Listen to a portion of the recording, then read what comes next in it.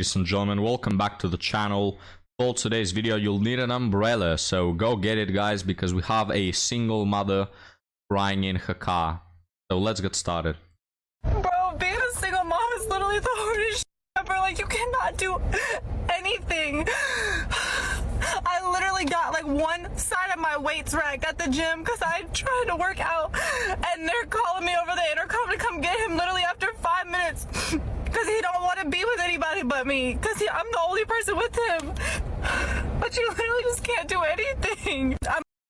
Guys, it may sound crazy, but I have this theory that children were not supposed to be raised by one parent, you know?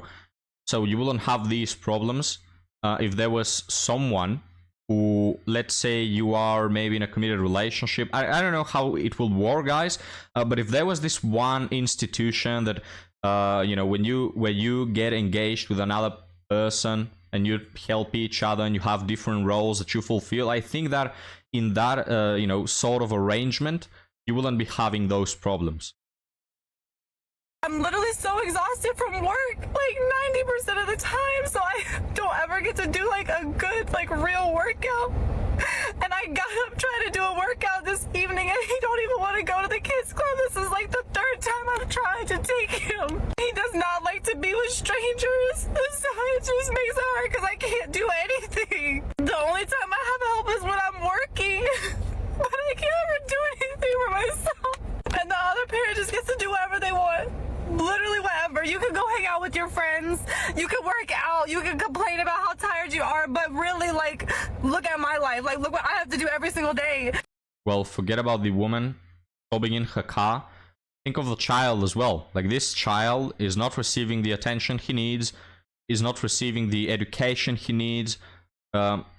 Even if she has the best intention at heart, she just doesn't have the time, energy, and even capacity to provide this child with some of the things a man could provide.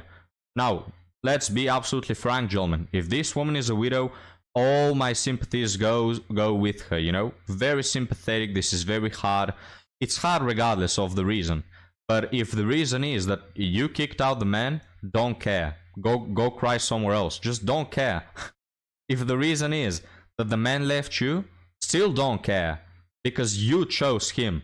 A lot of these women, guys, are acting like single mother is, you know, spinning a roulette with 200 good options and it ends on the one that is bad. Like, oh no, how could that happen? They're acting like somebody's forcing single motherhood on them. No, you chose the man who left you, you chose the man who cheated on you, or you chose the guy who didn't do none of that, but you still left him. So what's happening here, guys? You know, like, you have to, they just hate accountability. If I were to date a female that is a substance addict and she breaks up with me and steals my wallet, we'll just sympathize with me crying on the internet, or we'll just say, nah, you're a dumbass, you deserve it. It's like, have some accountability. I have had the most humbling realization this morning, and that is I've never not been played by a man. Long-term relationships, situationships, dating, I've never not been played or stood up or disappointed. The last time... Alright, so, of course, all men, guys, all men, including yourself, your father, your grandfather, your future child, all men on this planet that have ever been and will ever be are just bad. They suck, alright? Because it's either that... it's either that, or this woman just picks the same crap all over again and it's all her fault.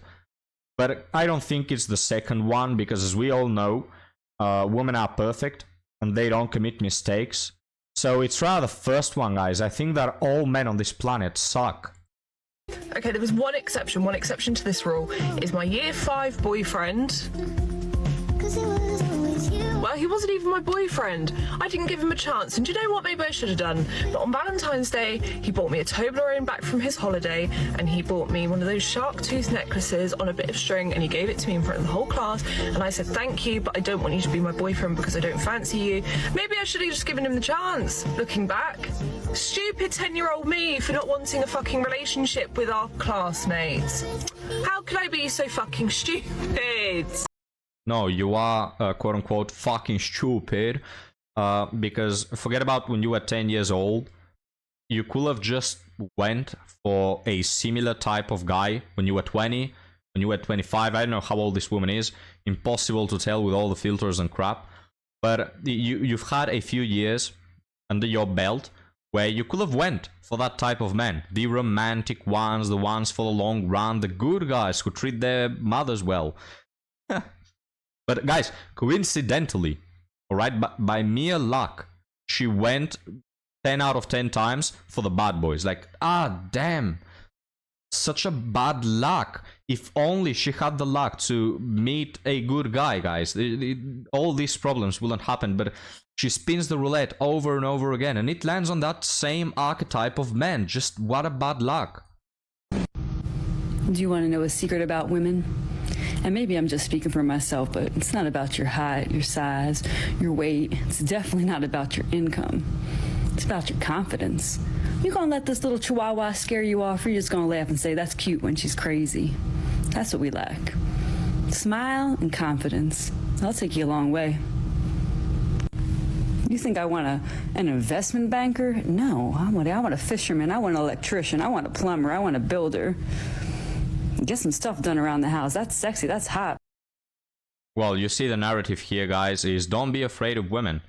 Which, not afraid personally. I don't know if some of you guys are trembling in your boots right now.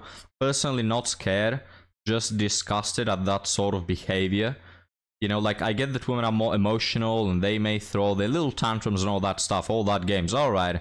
At this point, we have to admit that all women are like this. No, it's alright. It's annoying for men, but alright. There are things that men do and they annoy women.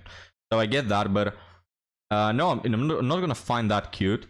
You know, like, if you overdo it, if as a woman you insist on men finding it cute. No, I don't find it cute. I find it repulsive.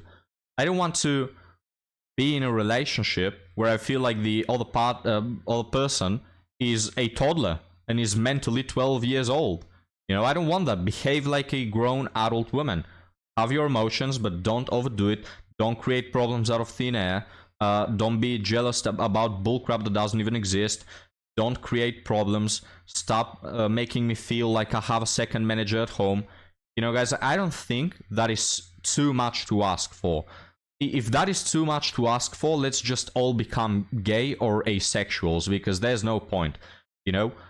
So if you're not willing to do that, if instead you're gonna be a burden and you want us to find that cute, hell no.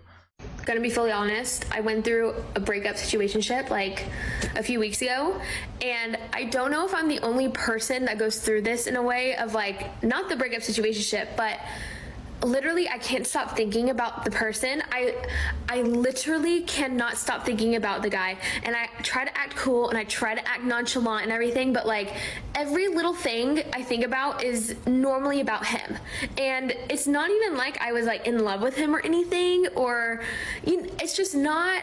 I don't know if it's like an obsessive disorder or something, but I literally think about I think it's a mental illness at this point.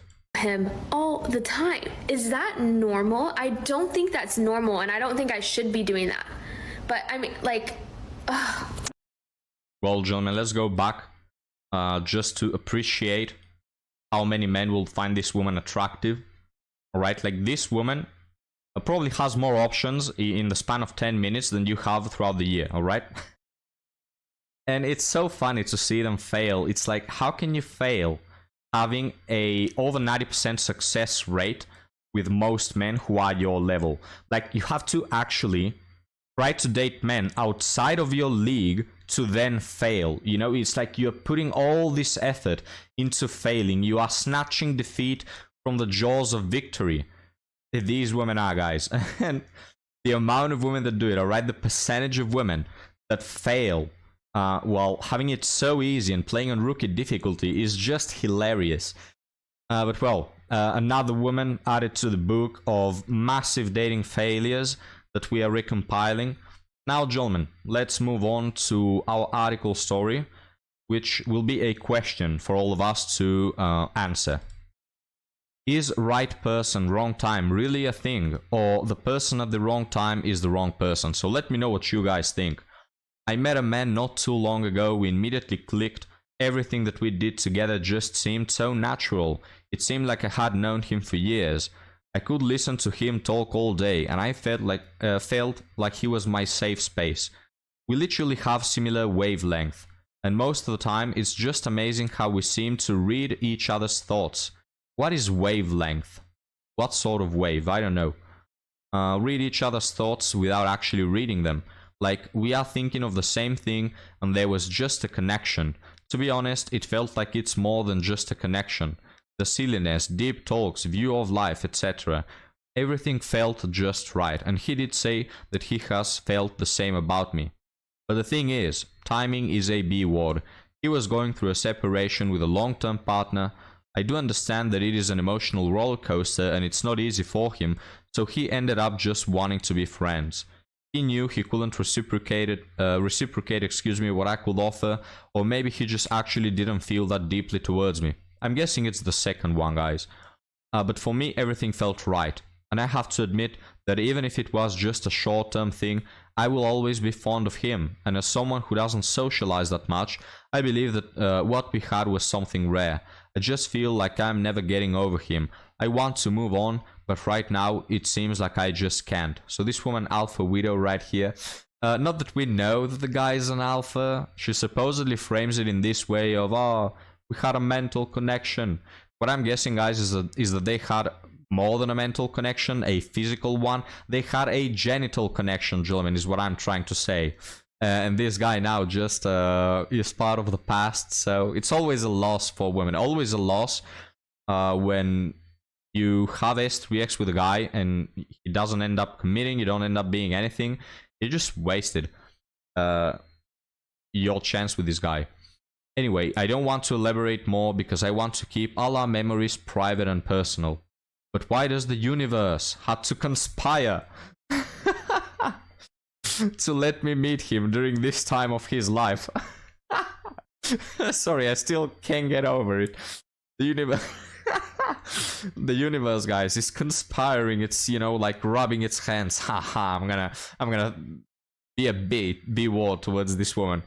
You know, because the universe, guys, it doesn't have better things to do than to conspire against this hopeless romantic right here.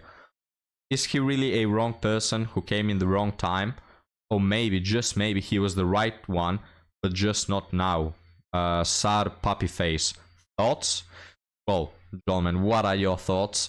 Don't think about the universe conspiring, alright? We cannot fix that. We sadly cannot fight against the universe. Too big, too powerful. When it decides to sabotage a woman's dating chances, there's just no go at it. So what do you think about the other part of the story? What do you think about wrong person, right person, wrong time?